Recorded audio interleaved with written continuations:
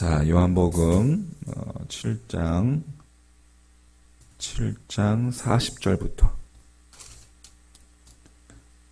7장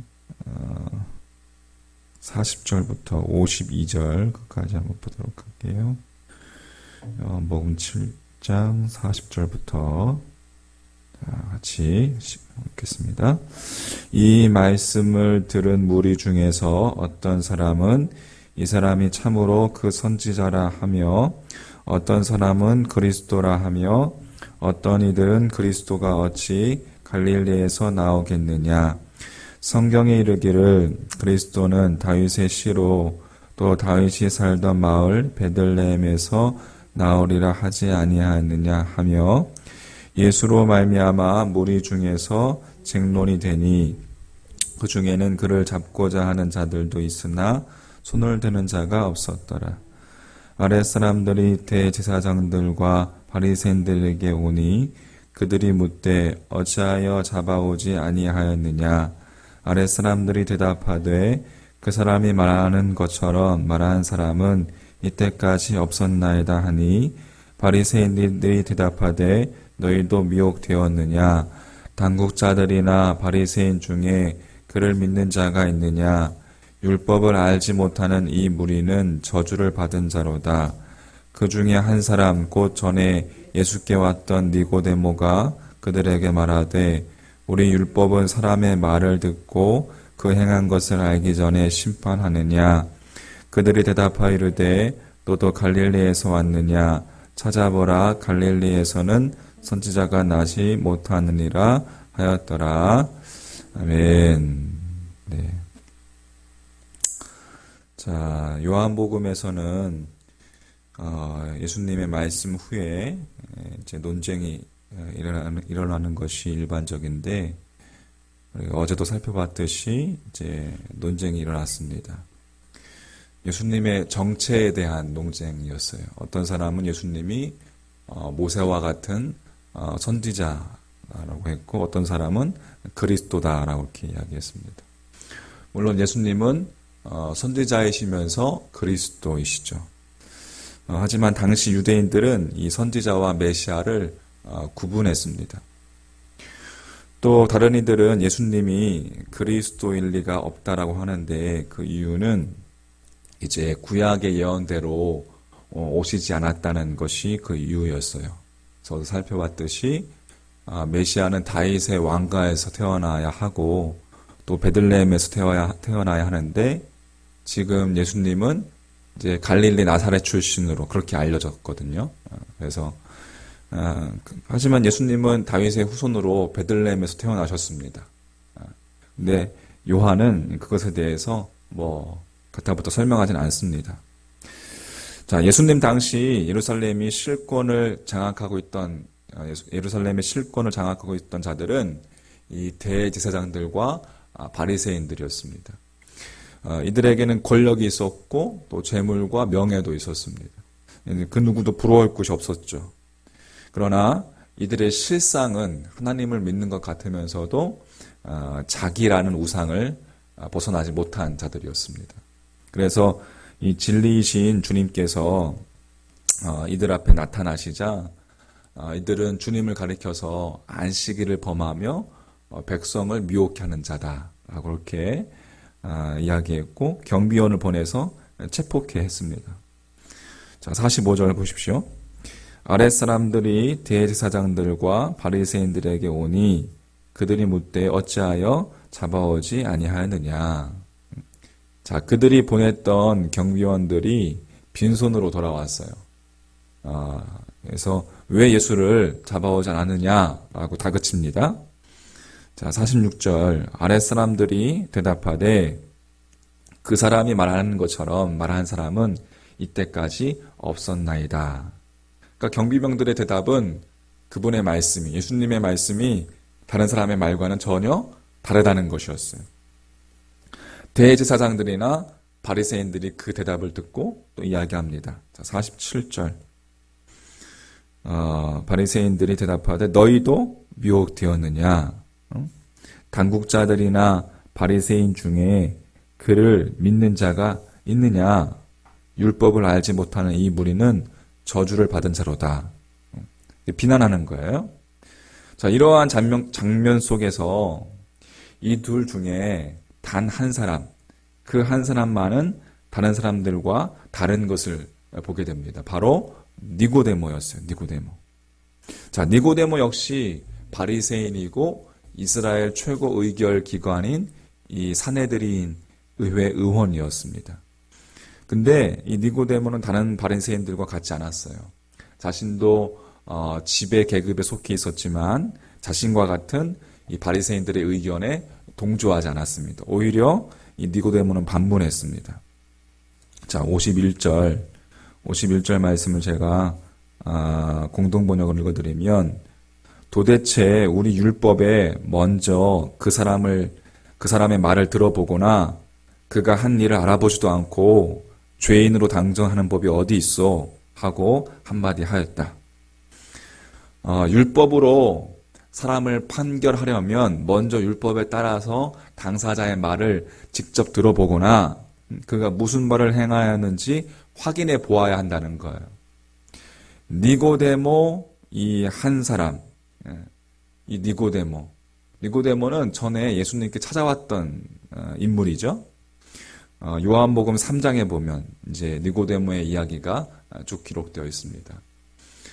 우리가 한참 전에 살펴봤는데, 이 니고데모는 그때 주님께 밤에 찾아왔을 때 주님을 만난 자였고, 또 주님의 말씀을 들었고, 또 주님을 그리스도로 영접한 인물이 되었습니다.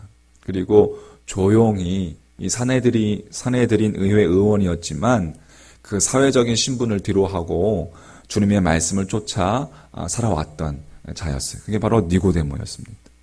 니고데모의 새로운 삶, 어떻게 사람이 거듭날 수 있습니까? 라는 물음을 가지고 주님께 찾아왔던 이 니고데모가 새로운 삶을 살게 되었죠.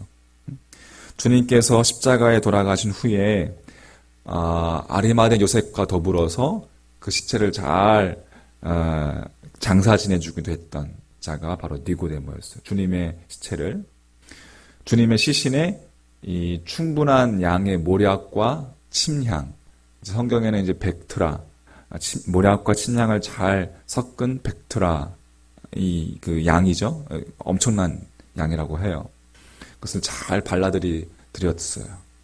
그러니까 그게 뭐냐면은 이제 중동 지방 그 날씨가 무더운데 그 기후 속에서 이 시신이 금방 썩어버릴 수 있는데 그것을 썩지 않게 하는 방부제 같은 것이죠.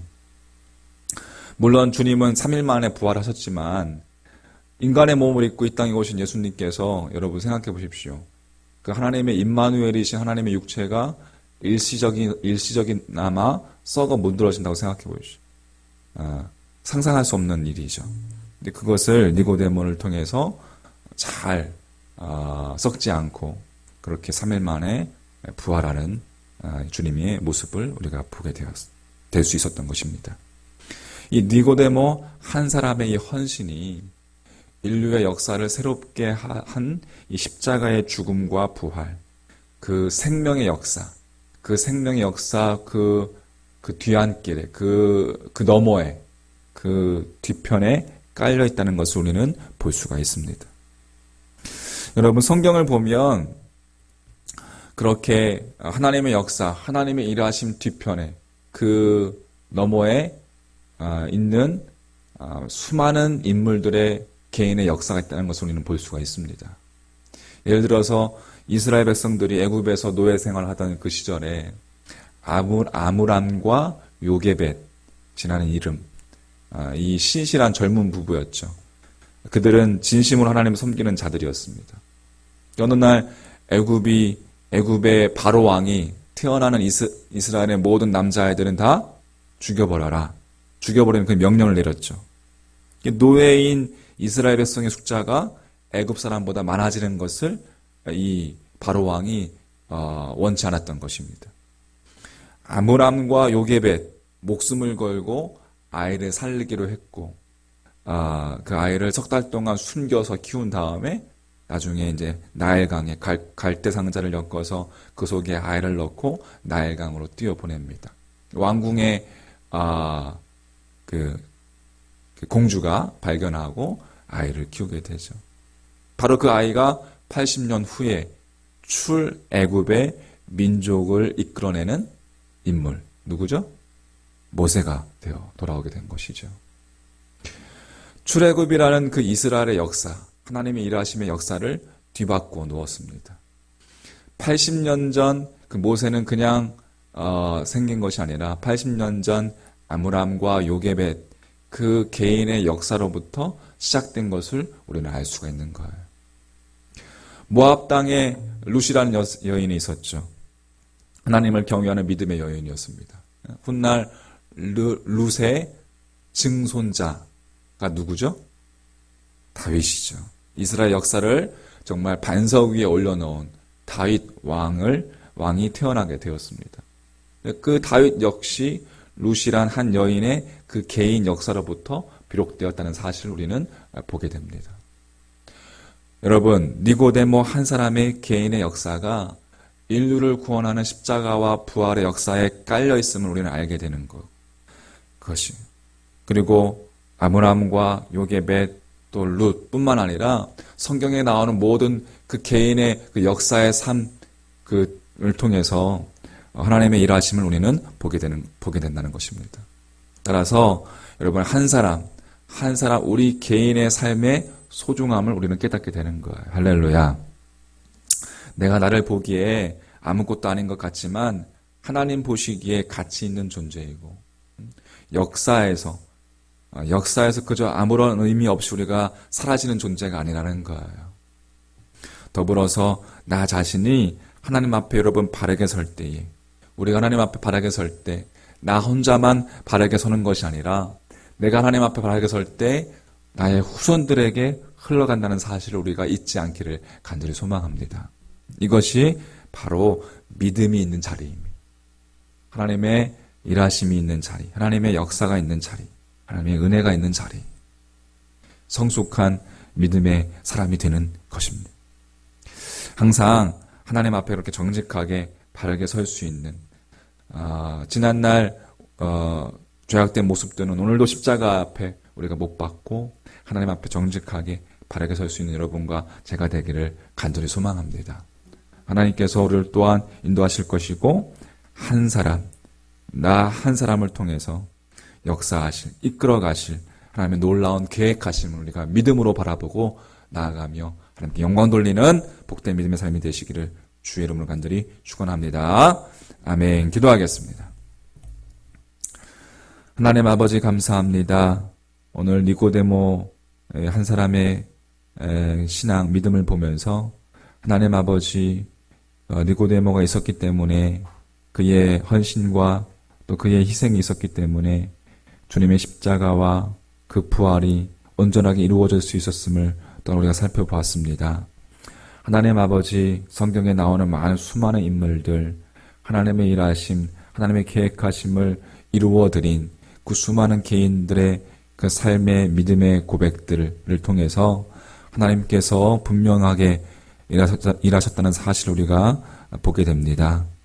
하나님, 부족하고 늘 넘어지고 늘 죄 많은 모습뿐이지만 아버지 부족한 우리들의 삶을 통해서 우리 각자의 삶의 영역 속에 찾아오셔서 개입하시고 인도하시고 이끄시는 하나님의 그 놀라운 손길을 우리가 오늘도 경험하며 오늘도 주님의 계획하심을 이루어드리는 그런 믿음의 삶이 될 수 있도록 주님 인도하여 주시옵소서. 오늘도 주님 앞에 무릎으로 나아갑니다. 부족하고 연약하지만 우리의 삶을 통해서 역사하실 주님을 기대합니다. 함께하여 주시옵시고 오늘도 우리의 삶, 각자의 삶 속에서 예수님의 향기가 흘러가는 그런 복된 하루가 될 수 있도록 축복하여 주시옵소서. 감사하며 모든 말씀 우리 구주 예수님의 이름으로 간절히 기도하옵나이다. 아멘.